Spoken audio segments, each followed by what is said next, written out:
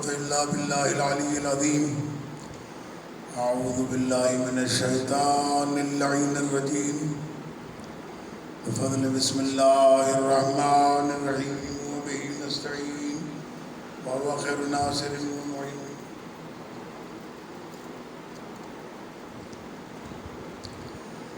الحمد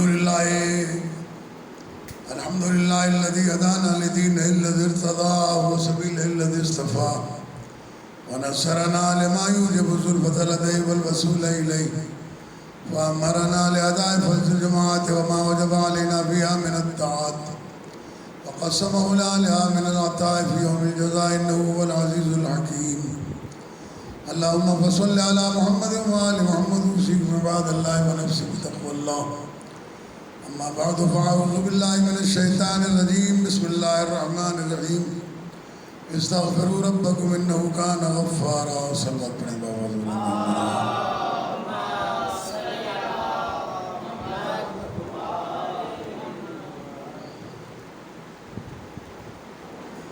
برادران عزیز، آج 25 شوال ہے اور امام جعفر صادق علیہ السلام کی شہادت کا دن ہے.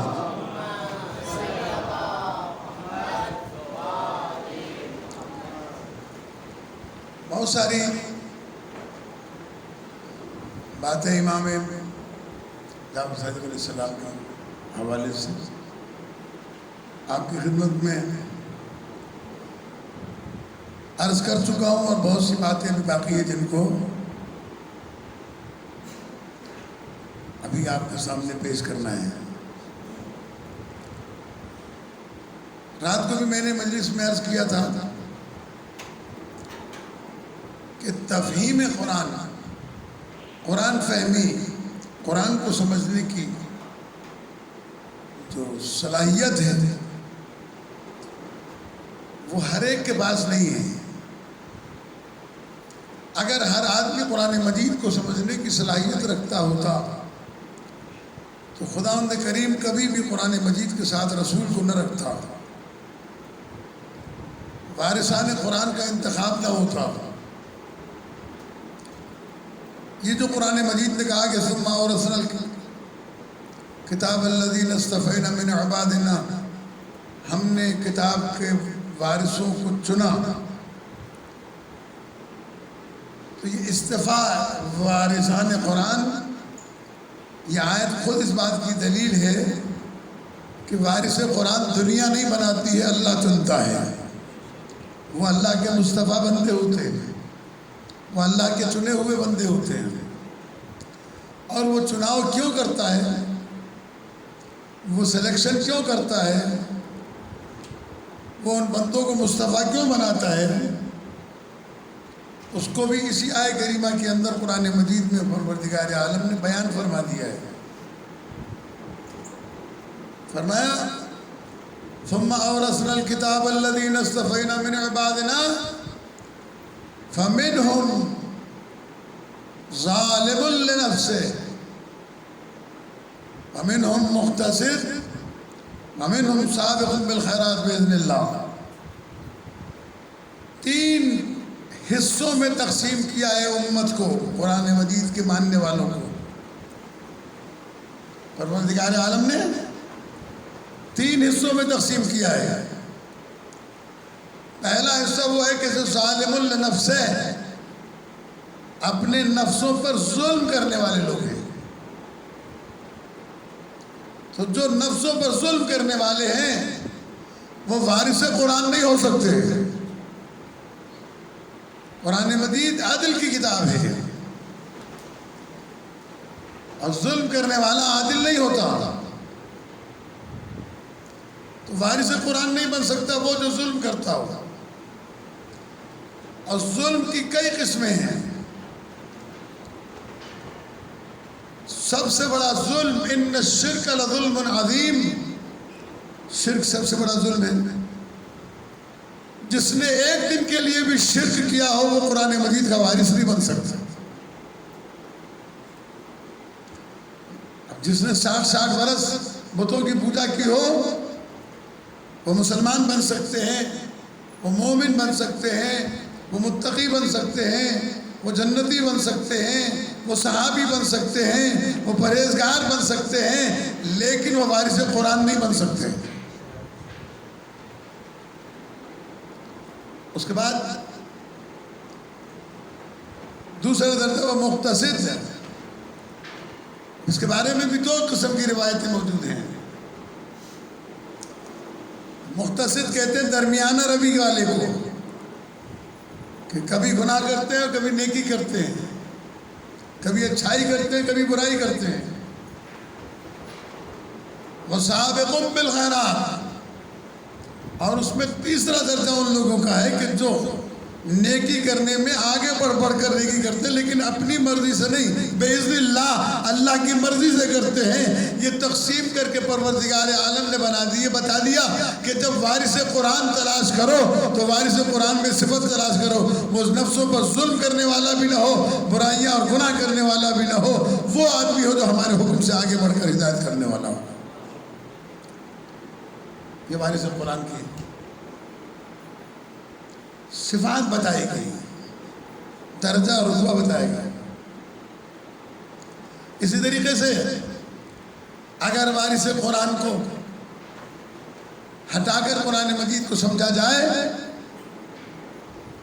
اور سمجھا جائے کہ یا عربی میں ہم خود سے سمجھ لیں گے، تو پھر اس وقت جو میں نے رات کو عرض کیا تھا کہ ایک بہت ہی اپنے طور پر سمجھدار نیکوکار انسان بازار مدینہ سے روٹیاں چراتا ہے، پانچ انار چراتا ہے، اور چرانے کے بعد وہ جا کر فقیروں میں تقسیم کر دیتا۔ مدینے میں اسی جگہ کے اوپر جو معذور لوگ کہیں پر لیٹے ہوئے ہیں ان کو جا کے تقسیم کر دیتا۔ جب وہ واپس پلٹتا ہے تو امام علیہ السلام پوچھتے ہیں کہ یہ تم نے کیا کیا؟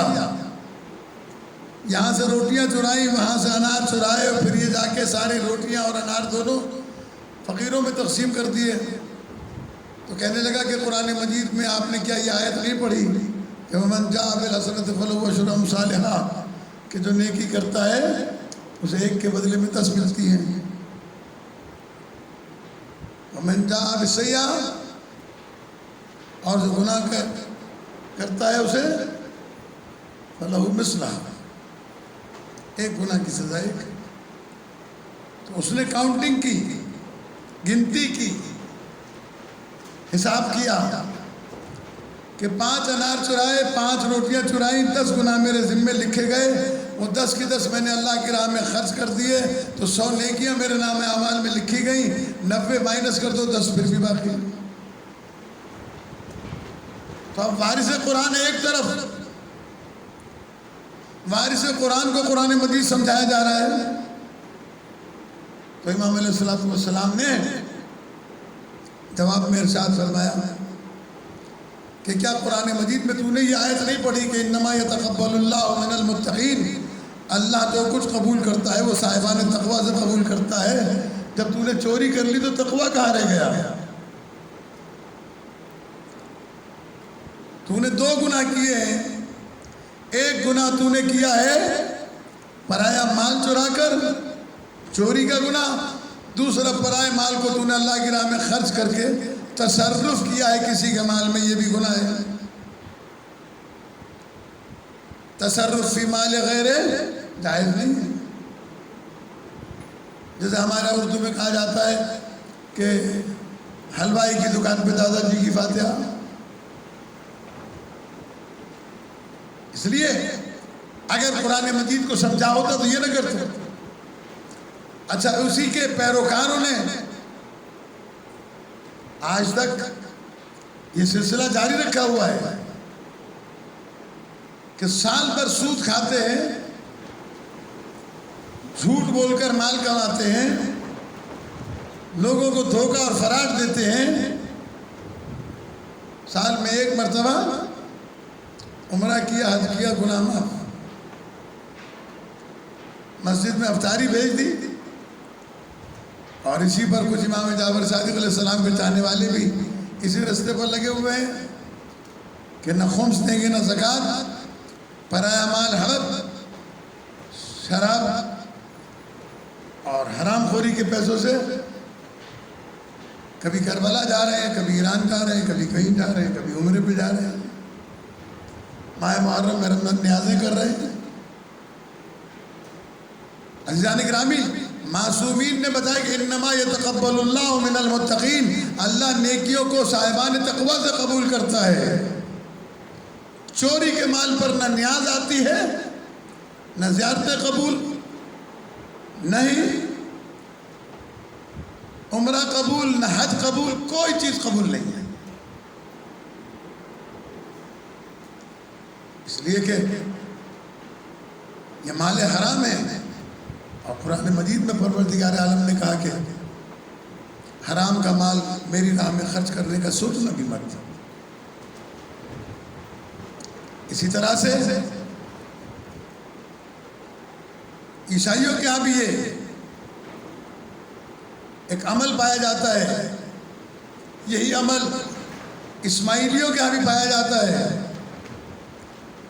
کہ وہ یہ سال بھر جھوٹ بول کر، فراڈ کر کے، دھوکے بازی سے مال جمع کرتے ہیں، سال کے آخر میں اسماعیلی اپنے امام کو اپنا حصہ دے دیتے ہیں، اور اس عیسائی جو ہے وہ ڈارک روم میں جا کے اپنی گناہ معاف کرا کے وہاں اپنا مال چھوڑ دیتے ہیں۔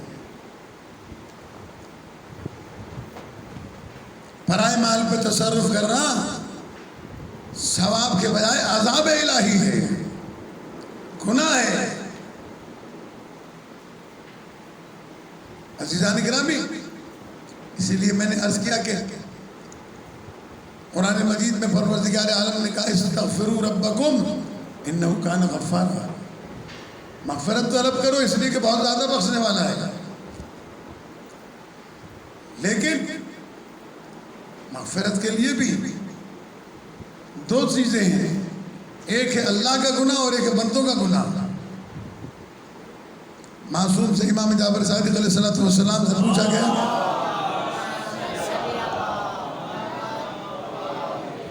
مولا بڑے گناہ کون سے ہیں؟ تو آپ نے فرمایا پہلا بڑا گناہ جو ہے وہ الشرک باللہ، اللہ کی ذات میں شرک ہے۔ دوسرا گناہ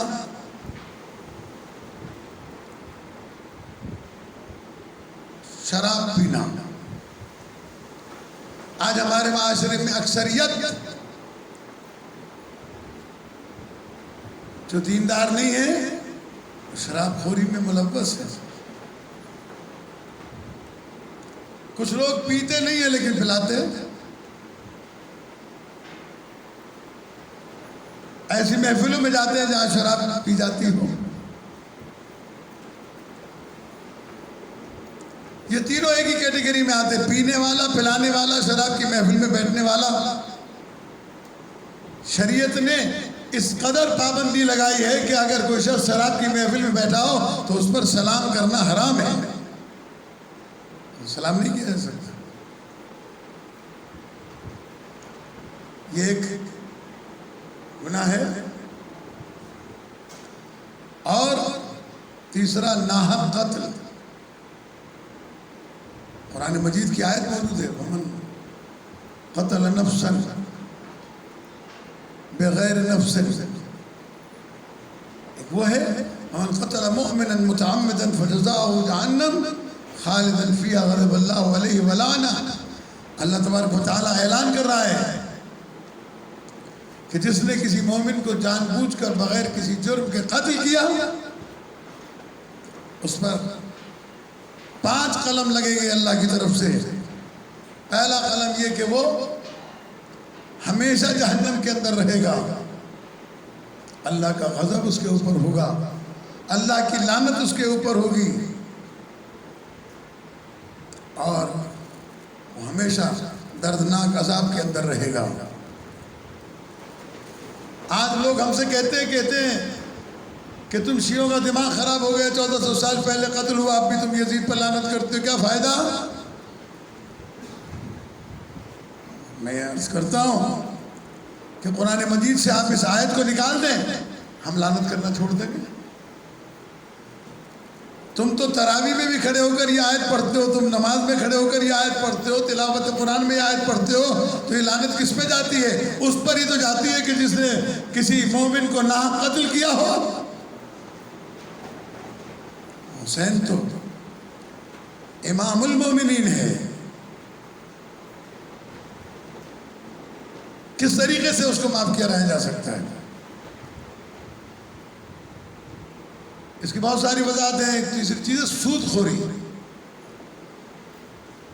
آج کل ہمارے ہاں رواج ہو گیا ہے سود کا۔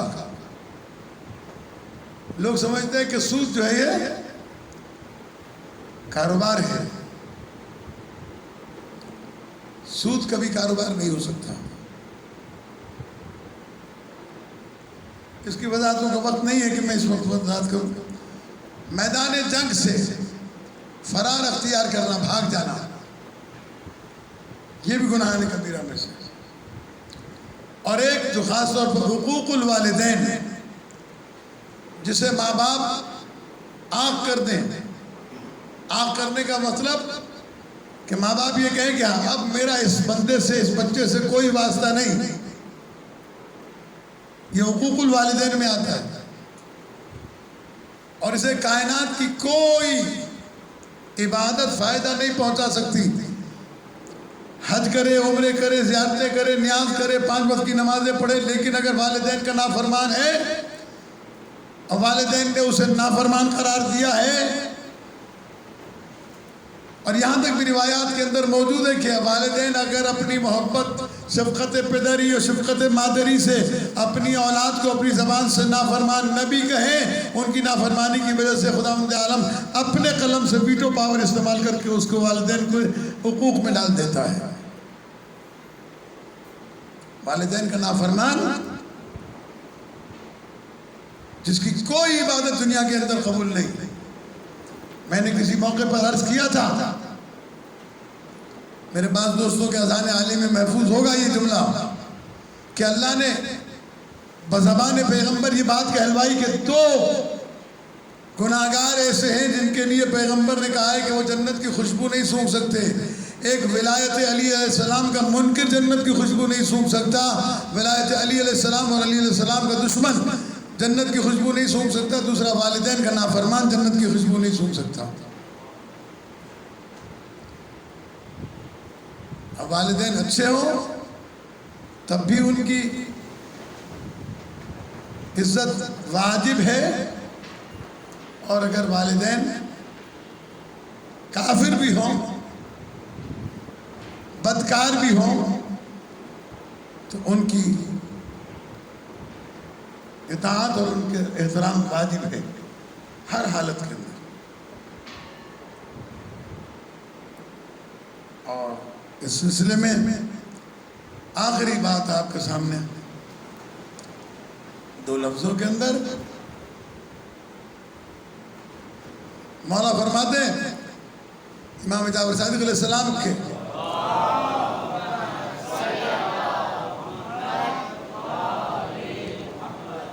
کہ ولایت آل محمد، ولایت اہل بیت علیہ السلام کا جو منکر ہے، انکار ولایت آل محمد گناہ کبیرہ ہے۔ یہ گناہ کرنے والے کو خداوند کریم نے قرآن مجید کے اندر عذاب کی خبر سنائی ہے۔ ہاں، اس کی توبہ ہو سکتی ہے، اس کے لیے خود امیر المومنین علیہ السلام کا فرمان بھی ہے، پیغمبر اکرم کی حدیث بھی ہے، خود معصوم کا فرمان ہے۔ فرماتے ہیں لا کبیرہ مع الاستغفار۔ اگر انسان کو احساس ہو جائے کہ میں نے گناہ کبیرہ کیا ہے، اور اس کے بعد وہ استغفار کرتا ہے، توبہ کرتا ہے، تو وہ کبیرہ گناہ نہیں رہتا، ختم ہو جاتا ہے۔ ولا صغیرہ مع الاسرار۔ لیکن کوئی گناہ چھوٹا نہیں ہے اگر اسے بار بار کیا جائے۔ اور امیر المومنین علیہ السلام ارشاد فرماتے ہیں، صلوات پڑھیں بآواز بلند محمد و آلہ۔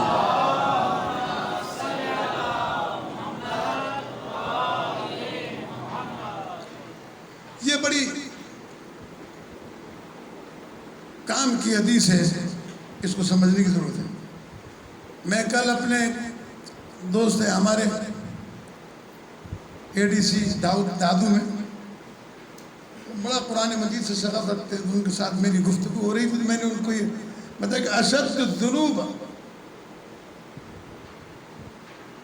سب سے بڑا گناہ وہ ہے، شدید گناہ وہ ہے، من استہان صاحب،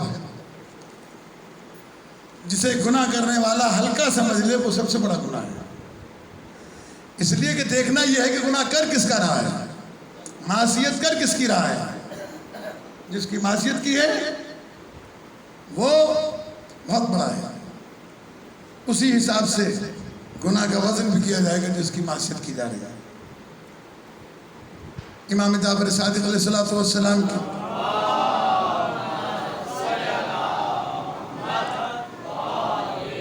اگر سیرت پڑھی جائے، اب یہ وقت نہیں ہے، بہت ساری چیزیں رہ جاتی ہیں، انشاءاللہ زندگی رہی تو اگلے خطبے میں اس کو میں کنٹینیو کروں گا تاکہ یہ بات آپ کے سامنے واضح ہو سکے، بہت ساری چیزیں آپ کے سامنے واضح ہو جائیں۔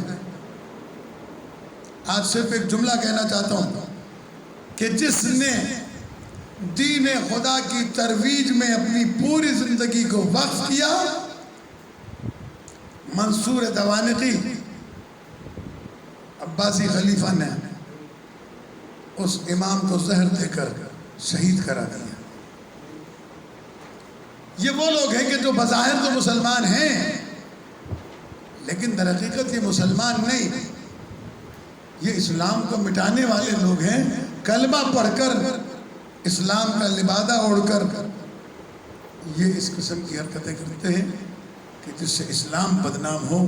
اسی لیے آج پوری دنیا میں مسلمانوں کو دہشت گرد فقط ان بنی عباس و بنی امیہ کے خلفاء اور بادشاہوں کی وجہ سے قرار دیا جاتا ہے، ورنہ اگر دنیا میں صاف ظاہر طور پر آل محمد کے خلفاء کو سامنے رکھا جائے، آل محمد علیہ السلام کے ائمہ کو سامنے رکھا جائے تو پھر پتہ چلے گا کہ کائنات میں ان سے بہتر کوئی دین ہی نہیں ہے اور کوئی دین پہنچانے والے رہبر بھی نہیں ہے۔ بسم اللہ الرحمن الرحیم۔ والعصر ان الانسان لفی خسر الا الذین آمنوا وعملوا الصالحات وتواصوا بالحق وتواصوا بالصبر۔